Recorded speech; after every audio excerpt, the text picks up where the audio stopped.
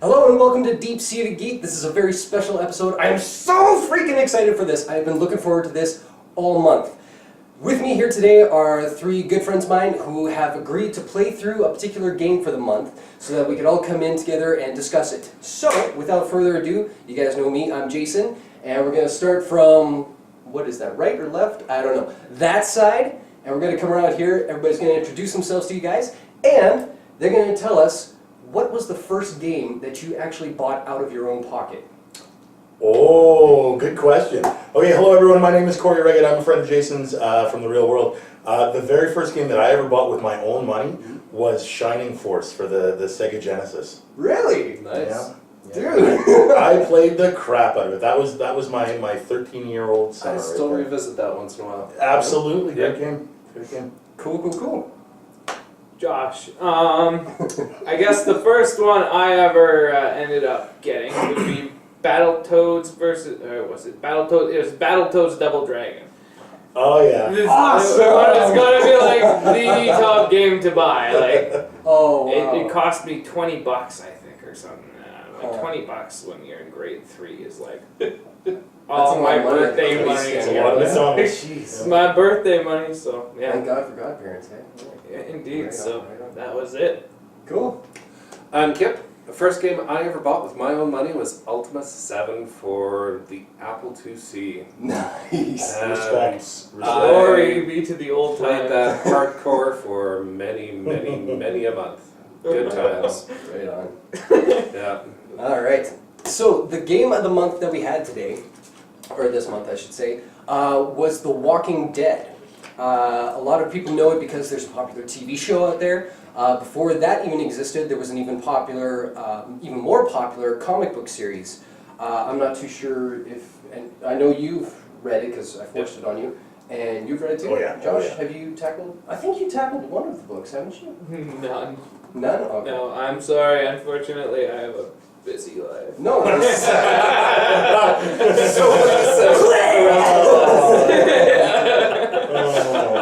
We had to pay Josh to be here. Actually, he said, "What am I hanging out with nerds?" I'm guest speaker. That's what it is. So the video game itself, I can easily say it's not really based on the TV shows so much as it is based on the comic book. So for comic fans, this is a really good one. But yeah, I think it was Corey who recommended this, and then I had already been playing the game, and I thought, you know, this is such a perfect game to actually discuss for this type of group, because, well, it's just so much. It's a game that's so different from a lot of the games that I have played in a lot of respects. Before I get into any of that details, let's just jump into it and you'll see what I mean. So, first question that we're going to go through is pretty much the basics of the video game. How it looks, how it sounds, how it plays, and then we'll get into a few more deeper questions about the game. So, how we'll do this, I'll start with Corey, work my way this way, and then next question we'll work it back, and so on and so forth. Okay? Sure. So first question that I had down was about the graphics. I mean, with any video game, that's pretty much what it boils down to. You know, it's the first thing you see, being guys, we're visual kind of creatures. So how does the look, the art style, the graphics pop out? Yeah, take it away. Actually, this is my favorite question that we're talking about. If I had to sum up how I feel about the graphics in the game, I would say that the graphics are necessary. And what I mean by that is Telltale, the producer of the game, they went the route that they wanted to make it look, take on the look of the comic book, right? It's sort of an oversimplified, almost cartoony sort of look to the world. It's got that stylized. Hyper real almost, right? Where we understand that, okay, these are supposed to be real people, and because of the, I think in large part due to the complex nature of the storytelling, I think that we're able to convince ourselves that these are real people, right? I think that's the hook of the game. But I think that when you get too real with the whole zombie eating people's face off, I think there's a disconnect. I think is what I'm trying to say. I think that we're seeing these horrible things in the game Spoilers are okay, I guess. Yeah, if you don't, you know what, we'll try and hold off as many spoilers as we can, but if you feel like this is already a game that you've heard of and you want to play it, by all means, go out and check it out and then come back and watch the video. For those who just want to hear about the game and see if it is something that you want to check out, well, be warned.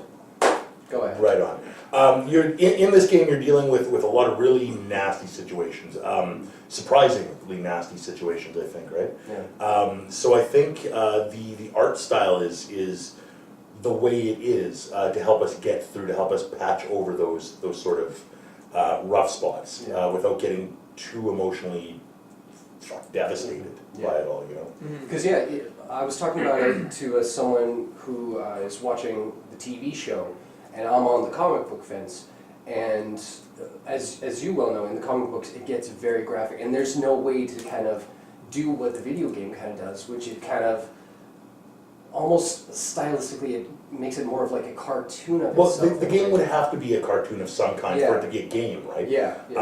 So if you can take the hyper real, very stylized art style, you can go with that, letting us as the player sort of fill in the gaps that we don't see, the gooey stuff, and that's almost more horrible than seeing it all. I think the other option would be to try to make it look real, and then you're talking about increased production value, that sort of thing. Even the rating system might have an effect on that too. Yeah, absolutely. Cool. Josh? Graphics of the game, appealing. They remind me of like this well, it's like pastels and chalks basically. It's like what they bring together. And it's really interesting to see artwork in a game because I love to do digital art myself, and to see multiple. You paint this 3D head and then you get to bobble it on with a mouse and stuff. It's really cool to see the creativeness behind everything. I'm sorry, you sound kind of croaky. Yeah, I am. I'm so dehydrated right now. It's great. No, I believe it. He just came straight from work. He busted his ass to get here, so. Again, thanks, and I'll pay you an extra $5 after the show. No, I'll get down off my high horse. But yeah, I don't know. I just love the way they put together all the graphics. It was sometimes very funny, like the graphic nature. I think is like, I guess it's necessary for the game. Sometimes, you get a little bit choked out. That like, okay, this is why do I want to play this? This is so depressing like, the entire time. You're like, oh yeah, I know what. I found definitely there were some glitches with the PlayStation ones, because that was awesome. We were talking about this yesterday really briefly, and it was just hilarious. What was the one you mentioned? I wish you could green screen this. But if I imagine me as the main character, and you're like, hello, he's looking this way. But it's like his body's turned this way. I'm like, okay. Apparently, I've morphed into this. Anyway. Then there's this other moment where there's this boy that a mother is, kind of holding. And he's not there. It would look just like this. Yeah. I don't know. He doesn't feel too good. I'll say. Yeah. So anyway, aside from that, I'd say it was a pretty stellar game. Except I fell off the map once completely. Oh no. I was like walking on a train, and it's like doo doo doo. This is like tune is playing. And I am like off the map, looking under the train. I see all the characters, and I see like there's this like. There's the apocalypse. Well, it looked like I went into the second dimension or something. There's like these bars of trees that looks like Mario could be like hopping up on. I'm like, okay, like. How do I get to the next task now? Because you can't see anything. I managed to just I'm like, okay, I gotta be near an item somewhere on the screen right now. So I'm like, I'm just gonna move my aimer for you know how you Yeah. select everything Yeah. like the dots and stuff. So I'm like, and I just had to scan across the screen, and I'm like, oh, I finally found a door. So like that ticked me off a little bit Yeah. as far as the graphics go, but for the most Oh. part, I'd say really decently put together. Cool. And I'm sure like we could rant, we could do a whole show just about our PlayStation glitches and all this kind of stuff all over the place too. It's name of the game for us, unfortunately. Totally. All right, Kip. I thought the graphics were amazing. I second you about it was Josh, about the pastels. First 5 minutes blew me away because I felt like I was playing an oil painting. Well, yeah, actually, that's a Yeah, good it's great. point. Like at certain points, the game sort of takes a step back and really shows us really haunting images. Right? Exactly. Yeah. Yeah. Yeah, I love that. I don't really have any beefs with the graphics aside from, Duck, the character in question, he disappeared at one point, and so the mom's sitting there, oh, my baby, and there's nothing there. Yeah. And when the actual biters, walkers, zombies come out, the graphics fell apart for me there. I just felt the gore, it wasn't good enough for me. I'm not a gore fan, I'm not a horror fan, but it just wasn't there. So I remember I think the game, like getting back to sort of my point about necessity, I think the game does a good job of translating the story, of showing us what's going Yeah. on. Yeah. I think there might be choosy. There might be choice in the way that they've, in some cases, they almost gloss over the violence. yeah, A lot of the time, like in very important moments, you'll really see what they want you to see, and very surprisingly so. yeah. There's one point, again, I'll try to stay out of spoilers, but there's one point where the first time the game really grabbed me by the nuts was at one point a person dies, and we are around to see it in gory detail, and the person in question, their head is obliterated. And what really sold me on it was seconds after in the situation, the question is, the choice is this person dead or are they going to make it? And we only have seconds to choose, and in my playthrough, I wasn't in favor of it. And then this head goes kablooey moments before.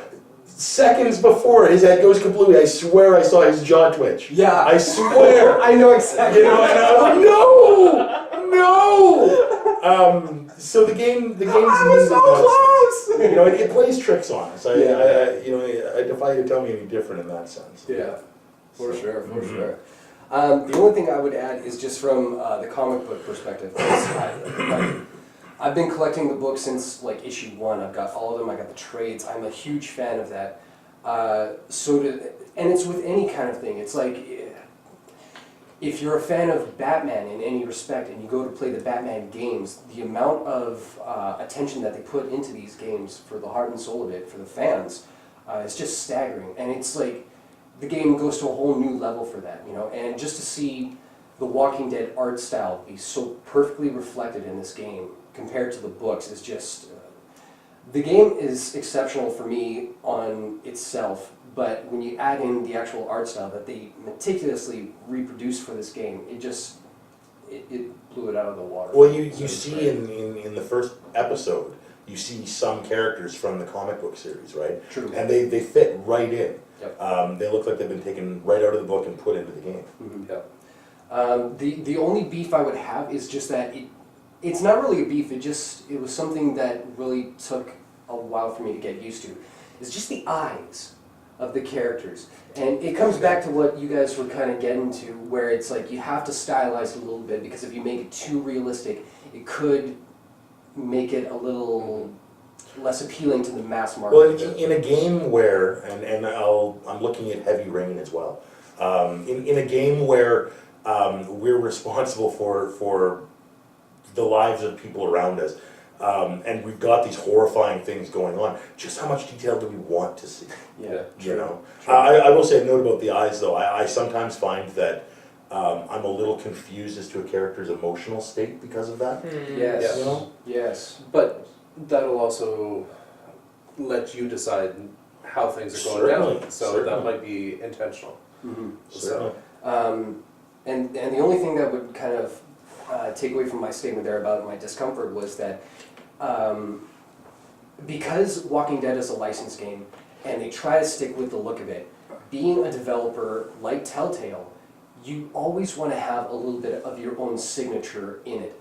And if you look at games like that they've done before, much like Back to the Future Back to the games, Future, Jurassic Park, that's Sam their and Max. look. You know, Okay. much like how a lot of Tim Schafer's games, the characters have that certain Tim Schafer look, you know. So I'll give them that. You know, that's easy to get over. And the rest of the game, which we're going to get to right now, more than makes up for that little eye buggy thing. Sure.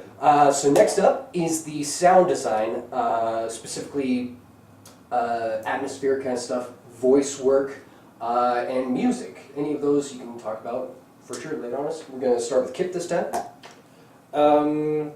Sound work, I didn't notice anything, so I can't say that it was stellar. I can't say that it was bad.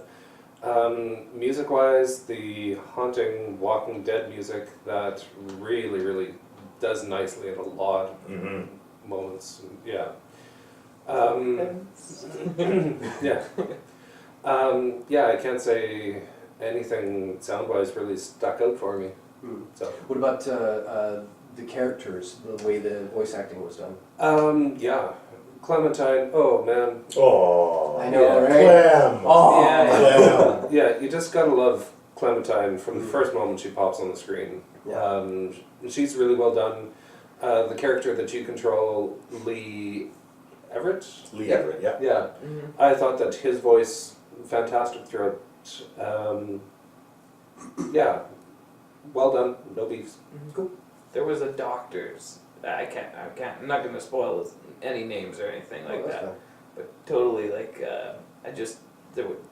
his voice stuck out almost like a Morgan Freeman voice, but it wasn't Morgan, but not Morgan Freeman, and it was like, Yeah. who is this man? And so I guess I should have. I'm here to help you across the zone. Yeah, it's like that. That's my worst Morgan Freeman voice ever.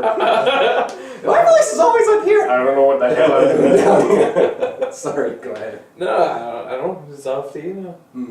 That was supposed to be Morgan Freeman. Oh, okay. Okay, now all That's it, right. I'm done. You can't make fun of me. I'm the host. No. But okay, Corey. Yeah, you know what can you say? I think as far as sound is concerned, hats off. You've got the really creepy atmospheric music, and a train sounds like a train, a bell sounds like a bell, so very accurate. The voice work, the voice acting is stellar in my opinion. The writing again plays a big part, the lines that they're saying, but again, in how the lines are being said. The game hinges on your relationship with this Clementine girl, and yeah, you really love that girl. You want nothing bad to happen to her. Characters are supposed to be obnoxious. You get that. Yeah. Characters are supposed to be on edge or terrified or whatever, and it all comes out. Or just plain creepy. Or just plain creepy. Yes. Well, and there's subtlety to it as well, because there's a whole lot of crazy in the game. Certainly. Oh, yeah. A whole lot You're of like, crazy. what? WTF? My child is getting again. And it could be a lot of this craziness could it could go back to the Resident Evil days where we're talking about Jill, the master of unlocking, right? Where you got these lines in lesser hands. Yeah. And we've seen games with higher production values with terrible voice acting. Yeah. In lesser hands, I think it would be easy to be lazy about it. But again, because the hook of the game is getting us involved with what's going on. Yeah. I think they do a really good job. No, I'm with you there. Like that, there are certain things about the gameplay that we'll get into, but I think without the caliber of the voice actors, I don't think it would have succeeded nearly as well as it did, or at least in my opinion. But one thing that did strike me is how, Lee Everett and, of course, Clementine, great. They really make sure that you're connected and you're involved in the world and you feel like you're right there. But what I found was that I almost believed a lot of the minor characters more so than the ones that are constantly around you. Like there's that, I'm struggling with the names right now, but the guy who is typically Lee's right-hand man. Kenny, thank you. Kenny. There you go. There were some moments where I didn't quite buy into him, and he was just kind of stereotypical. There's a lot of that. Yeah. There's a lot of people talking like this through the game. Yeah, and it's hard to kind of get like the emotional highs and lows with characters like that. His wife is a great example of like how you can really do it well. Well, and that's neat because you're talking about Kenny being this sort of southern stereotype thing, and with his wife Katja. Yeah. God, thank her- God you know the names. I did my reading, but I did my reading. There's, she's a veterinarian, and it would have been very easy just to say, okay, she's his wife, give her a southern drawl too. But they decided, no, she's going to be a Russian veterinarian, Yeah. and the actress picks up on that, and it adds credibility to the role. Yeah. Yeah. Yeah, and the kids, I'm assuming they're kids, these voice actors. I really didn't look it up. I would have to think so. Yeah. Absolutely. But it's even like the characters that, Katja, she's around for a good portion of the game, same with Kenny. Spoilers. I said a good portion I of the know. game. They're not like 24/7 like Lee or anything like that, so... Well, seemingly Lee. Yeah. Big cliffhanger at the end of the latest Yeah. episode. True enough, which we'll get to. Dun, dun, dun. But there are characters like, and you're going to help me out with the name here. Yes, sir. The homeless guy who's on the train. Chuck. Chuck, who is like neck and neck with my favorite character. He in was the entire cool. series. Yeah, he's a cool guy. Like I almost want to go back and play through and hit. Like that's one thing is like we'll get to this in the gameplay section too. But with each person you talk to, there are so many dialogue options, and with him especially, I want to know what he would say with each one of those. He's probably He was the very main reason- interesting. Yeah, he's Yeah. probably the one reason why I want to go back and replay this game again and again, because I want to hear all these people and what their reactions are, and just I want it all. Absolutely. And I could go on about every single little minor character, but they more so for me, they more so made the game believable than the main actors. So the game features a revolving cast. People Yeah. come, Yeah. people go.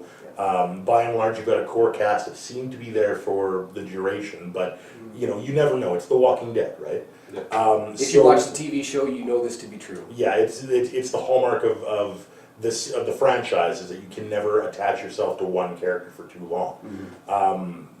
So these characters that are, they may have a long time on screen, or they may only have a little bit of time, Yeah. but everybody makes their mark. I'm sitting here and I can name characters because I'm so involved with the story that they matter enough to me on some level that I know their names. And the only reason I don't know their names off the top of my head because it's been like a month since I played the game, so I'm a little distanced. But I'd pick it up for sure if I played through episode 5. Anyway, did anyone else have anything to add before we move on? Nope. Okay, moving right along. Game mechanics, specifically the controls and everything of this type of game. Now, this game is what they call a point-and-click adventure game, which is pretty much how it sounds. There's an object you need to interact with. You get your little cursor over there, and away you go. But it's also a dialogue-heavy video game, which is something that I think has only been really coming back around just in this last generation that I've seen.